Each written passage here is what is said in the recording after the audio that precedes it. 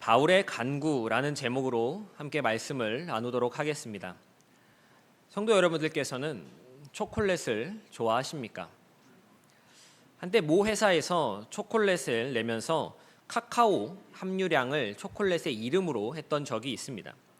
세 종류를 내었는데 카카오 56%, 카카오 72%, 카카오 82%가 그 이름들이었습니다. 내가 먹는 초콜릿에 들어있는 이 카카오의 함유량을 알 수 있다라고 하는 것은 꽤나 사람들의 흥미를 불러일으켰습니다. 저도 여러 번 먹었었는데 확실히 순도가 높아질수록 내가 알고 먹어왔던 초콜릿과는 조금 다르다는 것을 느낄 수 있었습니다. 그러면서 득득 들었던 생각이 100%짜리 초콜릿이 있다면 그건 참 먹을 만한 것이 되지 않겠다라고 하는 그러한 생각이었습니다. 함유량이 높다고 무조건 달고 맛있는 것은 아니었습니다. 우리가 먹는 초콜릿은 대개 카카오 버터로 이루어져 있거나 카카오 고형분이 들어 있습니다. 20%에서 30% 정도로 들어 있는데 이 함유량에도 규정이 있어서 함유량에 따라 쓰는 이름이 달라지게 됩니다. 카카오 고형분이 25% 이상 있고 우유가 들어가면 그것을 밀크 초콜릿이라고 부르고 카카오 고형분이 35% 이상이 넘어갈 때 그것을 다크 초콜릿이라고 부릅니다. 이 비율에 성립되지 않는 것들, 초코바와 같은 그런 것들은 정확하게 말해서 초콜릿이 아니라 초콜릿 가공품입니다. 물론 더 아래도 있습니다. 카카오 하나 없이 식물성 유지를 혼합해서 만든 그러한 가공품들도 있습니다. 카카오가 전혀 들어있지 않은데 우리는 그냥 그것을 초콜릿이라고 부르며 사 먹습니다. 초콜릿의 순도가 높을수록 카카오가 많이 들어있을수록 몸의 효과가 더 좋을 것이다 라고 하는 것은 압니다. 그런데 그런 건 맛이 없습니다. 달지 않고 씁니다. 진짜를 먹어야 한다, 좋은 걸 먹어야 한다 라고 말은 하지만 정작 우리의 손은 그쪽으로 잘 가지 않습니다. 진짜를 구하고 진짜를 찾으면서도 진짜가 낯설어져 버린 것입니다. 사람들이 세상을 살아가는 모습도 이와 비슷합니다. 사람들은 세상을 어떻게 살아가야 하는지를 압니다. 정직하고 성실하고 순수하게 살아가야 한다라고 그렇게 말하지 않습니까? 그런데 정작 삶의 현장 속에서, 삶의 모습 속에서는 이러한 모습들이 잘 나타나지 않습니다. 예컨대 자신의 입속을 차리면서 영악하게 구는 그러한 사람들을 볼 때 참 얄밉기도 하지만 반대로 정말 순수하게 살아가려는 사람들, 정직하고 성실하게 때묻지 않게 사는 그런 사람들을 보노라면 세상 어떻게 살려고 저러나 라고 하며 혀를 차기도 하고 걱정스러운 마음이 들기도 합니다. 성도님들께서 자식들을 볼 때도 그런 마음이 들지 않으십니까? 내 자식이 정말 순수하게 살면, 정말 남들 보기에 정직하고 성실하고 그렇게 때묻지 않게 살아간다면 참 기특하고 뿌듯한 마음이 들겠지만 다른 한편으로 저래서 저거 자기 앞가림은 하고 살려나, 좀 적당히 이겨 먹기도 하고 이기적으로 굴기도 하고 계산도 하면서 살아야지 라고 하는 그런 마음 든 적 없으십니까? 언제나 그런 것은 아니지만 성공하려면 순수할 수 없고 순수한 사람은 성공할 수 없는 것처럼 보이는 것이 우리가 당면한 현실입니다. 그래서 우리가 좋아하는 말이 적당히입니다. 적당히 순수하면서, 적당히 성실하면서, 적당히 때도 묻고, 적당히 죄도 좀 지어야 인간미가 있다라고 우리는 그렇게 받아들입니다. 여기서 말하는 적당히는 조절할 줄 아는 중용의 의미로서가 아니라 좋은 게 좋은 것이라고 여기며 합리화하는 타협입니다. 그런데 안타까운 것은 이러한 적당히가 삶의 영역을 넘어 신앙의 영역까지 들어오기 시작했다라는 것입니다. 언제부턴가 교회에서도 적당히 하는 것이 용납되기 시작했습니다. 또 그렇게 하는 것이 잘하는 것으로 받아들여지기 시작했습니다. 열심히 봉사하는 것 적당히, 교회에 충성하는 것 적당히, 예배에 참석하는 것 적당히, 기도를 하는 것 적당히입니다. 다시 한번 말씀드리지만 이 적당히는 때에 따라 상황에 맞게 조절하는 것으로서의 의미가 아닙니다. 내가 편하기 위해 내 맘대로 조정하는 의미로서의 적당히입니다. 이와 같은 모습들이 하나님께서 기뻐하지 않으심을 알고 원하시는 것이 아님을 스스로 잘 알고 있지만 지금은 그냥 내가 원하는 대로 적당히 좀 살고 적당히 좀 믿고 싶습니다. 주변을 돌아보면 적당히 하는 사람들이 참 많은데 내가 굳이 열심히 해서 튀어야 할까라는 생각이 들기도 하고, 이미 적당히 살고 그렇게 믿고 있는 사람들을 보며 그들이 용납되고 이해되기도 합니다. 에이든 윌슨 토저라는 목사님은 이렇게 적당하게 타협하며 사는 성도들을 가리켜서 양약이라도 효험이 없고 독약이라도 치명적이지 않은 물탄 포도주와 같이 변질된 사람들이라고 그렇게 표현을 하였습니다. 만약 우리 가운데 적당히를 버리고 열심을 내자, 최선을 다해보자, 100% 우리의 100%를 다해서 성경의 가르침을 따라 행하는 교회가 되고 성도가 되자라고 한다면 성도님들께서는 어떻게 받아들이시겠습니까? 맞는 말인 것을 알고 그렇게 해야 한다는 것은 알지만 열심을 내야 한다, 최선을 다해보자 라는 이러한 말들이 부담으로 다가오실 겁니다. 어떻게 매번 열심을 내고 어떻게 계속해서 최선을 다하겠나라고 하는 생각이 먼저 드는 것입니다. 이미 우리는 적당히 하는 것에, 타협하는 것에 익숙해져 버렸습니다. 그럼 어떻게 해야겠습니까? 사람 사는 것이 다 그런 것이니 적당히 살고 적당히 교회 다니며 적당히 예수 믿으면 됩니다 라고 그렇게 말해야 되는 것이겠습니까? 이러한 적당히의 문제는 오늘날 현대를 살아가는 성도들만의 문제가 아닙니다. 과거 믿음의 선배들 초대교회로부터 계속 이어내려온 문제였습니다. 인간은 모두 죄인이기에 이 적당히의 함정에서 누구도 자유로울 수 없었던 것입니다. 여러 교회들을 통해 이러한 모습을 보았던 사도 바울은 적당히의 함정에 빠진 성도들을 위하여 기도합니다. 그의 기도가 바로 오늘 함께 읽었던 본문의 말씀입니다. 바울은 그리스도의 비밀을 깨닫고 난 이후에 이 비밀을 증거하는 소중한 일을 감당하기 위해 그리스도의 일꾼이 되었습니다. 교회는 교회의 본질적인 사명을 인식하고 순수함을 유지하며 개인은 각자가 하나님의 부르심을 따라 열심으로 하나님과 교회를 섬길 수 있도록, 그리하여 적당히의 함정에서 빠져나올 수 있도록 사도 바울은 무릎을 꿇고 간절한 심정으로 간구하는 것입니다. 유대인들의 기도는 보통 서서 하는 것이었습니다. 누가복음 18장 속 바리새인과 세리에 대한 예수님의 비유에서도 그들은 서서 기도하는 것으로 표현되어집니다. 때문에 무릎을 꿇는다라고 하는 것은 드문 일이었습니다. 성경 속에서 무릎을 꿇고 기도하는 모습이 가끔 나타나는데, 에스라가 이스라엘의 죄를 참회할 때 무릎을 꿇었고, 예수님께서 겟세마네 동산에서 땅에 얼굴을 대고 기도하실 때 무릎을 꿇으셨으며, 스데반 집사가 순교의 현장 속에서 자신의 영혼을 하나님께 부탁드릴 때 무릎을 꿇었습니다. 즉 무릎을 꿇는다라는 행위는 특별한 간절함을 나타내는 것입니다. 바울은 이러한 간절함을 품고 기도합니다. 바울의 기도는 여러 간구를 포함하는데 그 가운데 두 가지를 조금 더 중점적으로 살펴보았으면 좋겠습니다. 첫째는 속사람이 능력으로 강건하게 되기를 구한 것이었고, 둘째는 그리스도의 사랑을 알게 해달라라는 것이었는데, 이 두 가지 기도의 제목을 함께 따라가 보면서 그 안에 담긴 의미와 교훈을 나눠보도록 하겠습니다. 먼저 속사람이 능력으로 강건하게 하실 것을 구한 것부터 보겠습니다. 여기서 능력은 성령 하나님의 능력을 말하는데, 강건하여질 대상인 속사람은 무엇을 말하는 것이겠습니까? 바울은 고린도후서 4장 16절에서 겉사람과 속사람을 구분했습니다. 말씀을 통해 볼 때 겉사람은 우리의 육체를 가리킵니다. 이 육체는 세월이 지나감에 따라 낡고 노쇠해지게 됩니다. 반면 속사람은 하나님 나라를 갈망하는 거듭난 상태의 심령을 의미합니다. 바울이 오늘 본문에서 말하는 속사람 역시 마찬가지로 거듭난 심령을 뜻합니다. 거듭난 심령이 성령의 능력으로서 강건하여질 것을 구하는 것입니다. 왜 이것을 구하는 것이겠습니까?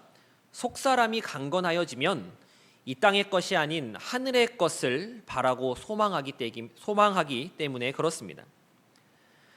비록 우리가 눈에 보이는 세상 것들에 익숙해져 있고 순수함보다는 대중적인 것들에 길들여져 있지만, 그래도 성도된 우리의 마음 깊숙한 곳에는 하나님만 의지하며 살아가고자 하는 마음이 있습니다.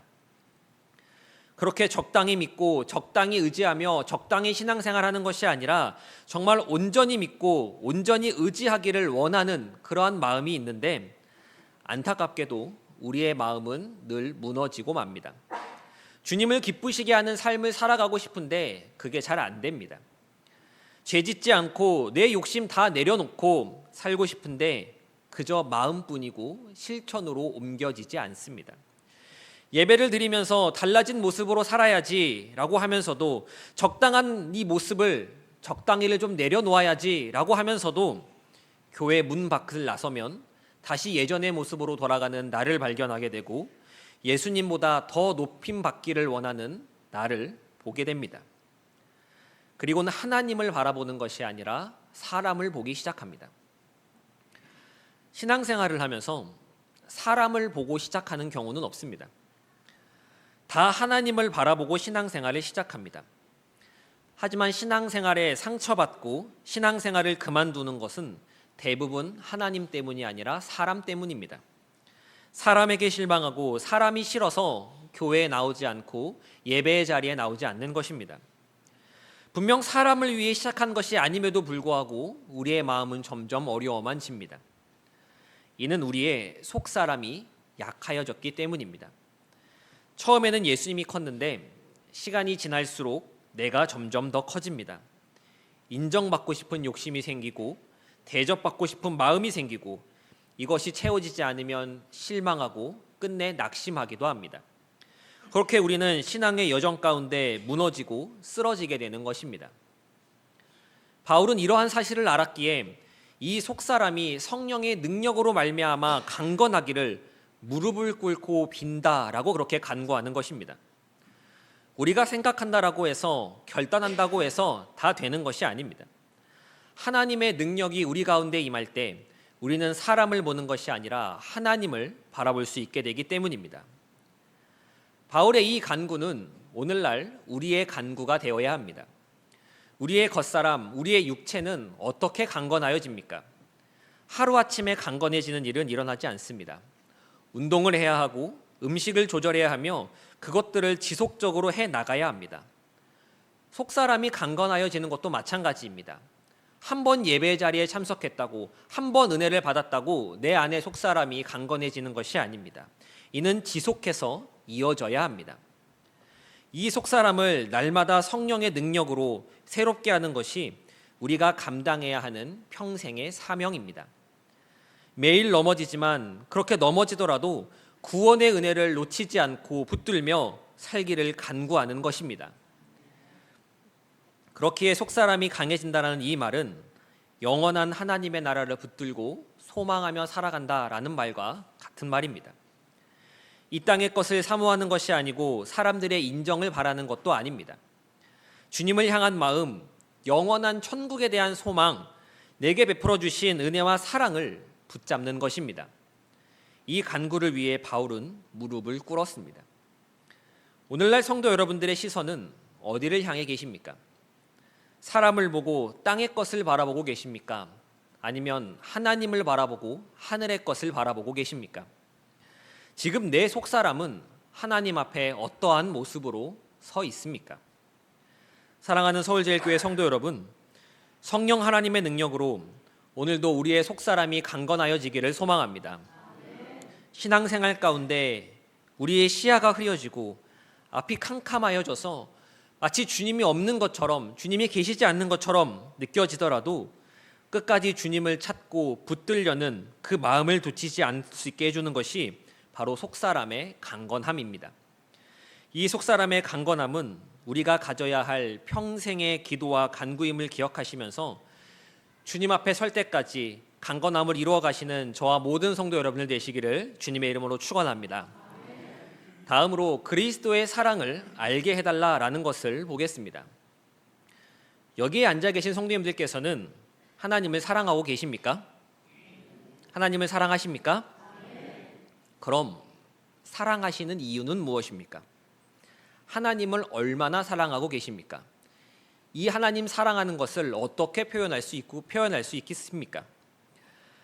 우리는 하나님을 사랑한다라고 말을 하는데 좀 더 자세히 묻기 시작하면 자신감을 잃습니다. 하나님을 향한 나의 사랑이 연약하고 부족함을 느끼기 때문입니다. 우리는 하나님만을 사랑하겠다고 여러 번 다짐하지만 우리의 사랑은 그렇게 순수하지 못하고 온전하지 못하며 지속적이지도 못합니다. 그런데 우리가 그렇게 하나님을 사랑하지 못한다고 해서 하나님의 사랑마저 조건부의 사랑으로 만들어 버렸습니다. 하나님께서 우리를 조건 없이 사랑하신다라고 하셨어도 우리가 하나님을 사랑하지 않으면, 내가 하나님을 사랑하지 않으면 하나님께서도 더 이상 나를 사랑하지 않으실 것이다 라고 그렇게 생각하는 것입니다. 그런데 본문 속에서 사도 바울의 간구를 보면 사도 바울은 그들이 하나님을 뜨겁게 사랑하고 그 사랑을 하나님이 좀 보셔서 그들을 사랑해 달라라고 말하지 않습니다. 애초에 여러분은 하나님을 얼마나 사랑합니까? 라고 묻지도 않습니다. 그저 사도 바울은 하나님의 사랑, 그리스도의 사랑을 알게 해달라고 그렇게 구합니다. 그는 왜 이렇게 간구하는 것입니까? 하나님이 어떤 분이신지를 알고 인간이 어떤 존재인지를 알았기 때문입니다. 하나님께서는 우리 중 그 누구도 하나님을 조건 없이 순수한 사랑으로 사랑할 수 없다라는 사실을 알고 계십니다. 때문에 하나님께서는 우리가 우리의 사랑으로 하나님을 감동시키려 하기보다 우리를 향하신 그 하나님의 사랑에 우리가 감동되기를 원하십니다. 그래서 사도 바울은 우리가 하나님의 사랑을 알기를 구한다, 알기를 원한다라고 그렇게 간구하는 것입니다. 에베소서 3장 18절과 19절은 이렇게 기록합니다. 우리 함께 읽어보도록 하겠습니다. 시작. 능히 모든 성도와 함께 지식에 넘치는 그리스도의 사랑을 알고 그 넓이와 길이와 높이와 깊이가 어떠함을 깨달아 하나님의 모든 충만하신 것으로 너희에게 충만하게 하시기를 구하노라. 아멘. 하나님의 이 사랑에 대해 우리는 얼마나 알고 있습니까? 하나님의 사랑의 넓이와 길이, 높이와 깊이에 대해 존 스토트 목사님은 이렇게 설명을 합니다. 하나님의 사랑은 모든 이방인까지 다 품을 수 있을 만큼 넓고 그 어떤 죄인의 죄라도 다 용서할 수 있을 만큼 깊으며 바로 그 죄인을 하늘에 올리기까지 높고 일시적으로만 하는 것이 아니라 영원히 계속될 만큼 깊다라고 그렇게 표현을 하였습니다. 하나님이 저런 사람도 사랑하실까라는 의문이 생긴다면 먼저 나 같은 사람도 사랑해 주신 하나님의 사랑의 넓이가 어떠한지를 묵상했으면 좋겠습니다. 하나님이 나 같은 죄인, 내 마음 깊이 숨어 있어 아무도 모르는 이 죄악, 악함까지도 용서하실까라는 그러한 의문이 든다면 하나님의 사랑의 깊이를 묵상했으면 좋겠습니다. 실수투성이며 매번 같은 실수를 반복하며 넘어지는 나를 하나님이 더 이상 사랑하지 않으실 것만 같아 두려운 마음이 든다면 하나님의 사랑의 길이를 묵상하시고 하나님이 나를 사랑하신다는데 왜 나는 여전히 초라한 것 같고 내 삶은 힘이 드는 것일까 의문이 든다면 장차 우리를 영광스러운 곳으로 인도해 가실 하나님의 사랑의 높이를 묵상하시기를 소망합니다. 우리가 진정으로 그리스도의 사랑을 안다면 그 넓이와 길이와 높이와 깊이가 어떠함을 깨닫는다면 우리는 그 사랑만으로 만족하며 감사하고 기뻐하는 삶을 살아갈 수 있을 것입니다.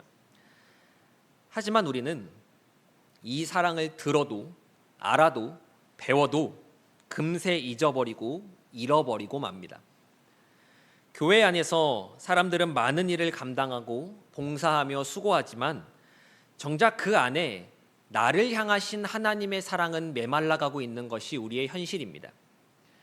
다른 사람 앞에서는 내가 얼마나 하나님을 사랑하고 있는지를 보여주기 위해 섬기고 있는데 정작 나는 그 사랑을 잊어버리고 잃어버린 채로 살아가고 있는 것입니다.